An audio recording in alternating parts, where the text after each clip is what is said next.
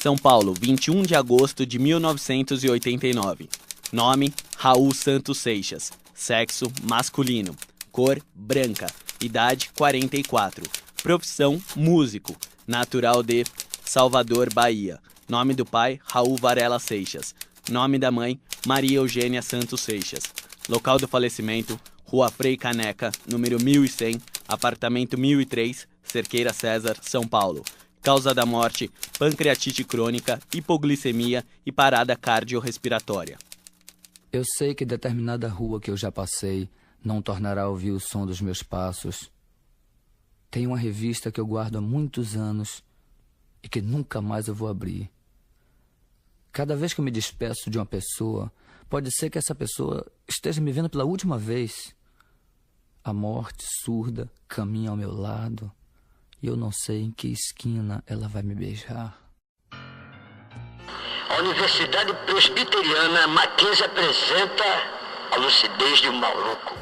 Controlando a minha maluquez, misturada com minha lucidez, vou ficar com certeza, maluco, beleza, eu vou ficar. Muitos chamam Raul de louco. Silvio Passos, amigo próximo e presidente fundador do fã-clube oficial de Raul Seixas, que conviveu com ele em seus últimos 8 anos de vida, comenta essa questão.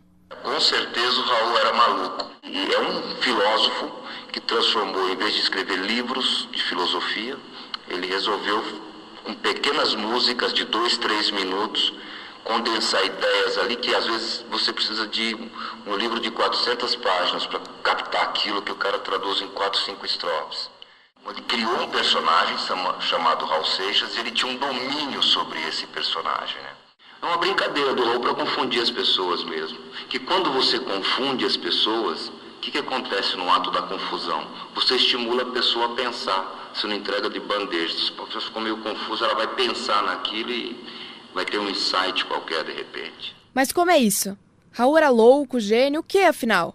Denise Paieiro, especialista em comunicação e semiótica, explica. A gente tem que pensar sempre que loucura e razão caminham praticamente juntas, porque uma só existe em relação à outra, né? Por quê? Porque o que vai definir o que é loucura é a razão e vice-versa. Então, loucura não existe sem razão, razão não existe sem loucura. E muitas vezes a linha que separa uma e outra, o que separa a loucura da razão, é muito tênue. O que acontece muitas vezes é que uma pessoa considerada louca em sua época é considerado gênio dali para frente. Por quê? Porque essa linha entre razão e loucura caminhou um pouquinho para o outro lado, né? Então, durante um momento ele era considerado louco, caminhou um pouquinho a linha e isso já virou um gênio, né? E mais do que isso, a linha que separa criatividade e loucura é muito tênue. Ao longo da história da humanidade, durante muito tempo, as pessoas criativas foram consideradas loucas. Porque o criativo nada mais é do que aquele que faz construções diferentes do que é convencional, né? E aí o limite que vai separar esse não convencional da loucura e da criatividade é mais tênue ainda, é muito delicada essa separação. Então, por vezes, é por isso que por vezes uma pessoa considerada louca numa época é considerada extremamente criativa em outra. O cantor Gerry Adriani, ícone da Jovem Guarda nos anos 60, que apostou no talento de Raul, levando o Maluco Beleza para gravar seu primeiro disco no Rio de Janeiro, relata. Raul era um homem muito à frente do tempo dele, ele teve muita dificuldade de adaptação. Ele via as coisas por uma ótica tão especial. As ideias do Raul eram tanto quanto arrojadas, avançadas, aquela coisa, né? Mesmo tendo morrido há quase 20 anos, Raul ainda vende milhares de CDs. Em agosto de 2009, será lançado um filme documentário sobre ele. Garante Denis Feijão, produtor do longa-metragem. Raul, o início, o fim e o meio. É um artista morto que mais vende no país, né? É mais ou menos de 300 mil cópias de CD ano, sem praticamente nada de publicidade, né?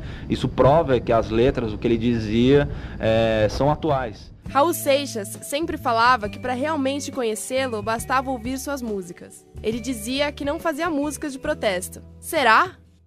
O Raul Seixas dizia que ele não fazia músicas de protesto, mas ele fazia, querendo ou não, ele fazia. Por quê?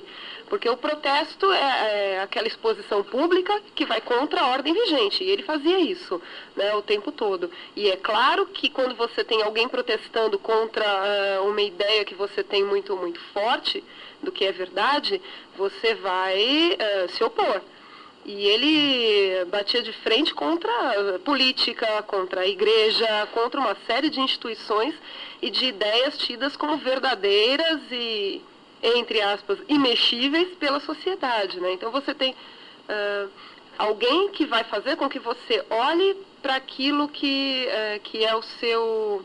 que é considerado o seu normal, aquilo que é a verdade para você. Quando alguém chega e cutuca e fala, olha, tem este lado aqui também, faz com que você olhe para a sua própria verdade, né? E isso não é confortável para ninguém. Você ter a sua verdade, você ter que olhar para aquilo que você pensa como algo correto, único e verdadeiro, e alguém chega e fala, não é só por aí, ou não é bem por aí, isso não é cômodo. Isso incomoda.